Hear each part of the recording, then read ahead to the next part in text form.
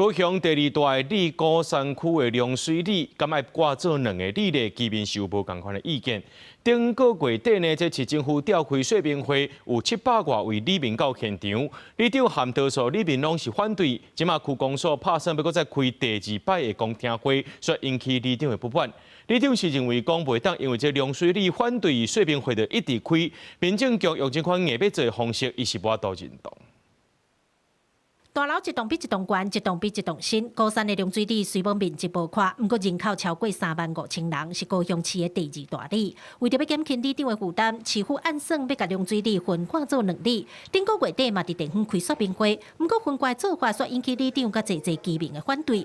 针对大里分割、细里合并的做法，民众认为大家重视的物件无共款。那以市政方面来看，伊认为有需要。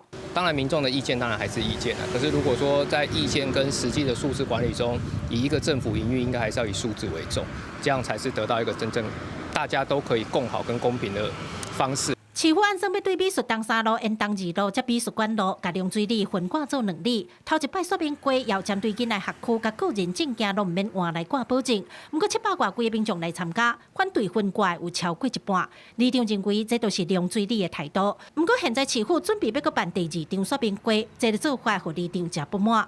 各大里他只召开了1次，而且每一个各大里他们出席人数就100多位。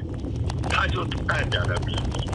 那我的说明会将近700人左右的里民到场，结果还要再来沟通，还要再来开会。权益不会改变，那照顾也会增加，让更多的里长能够来照顾里民。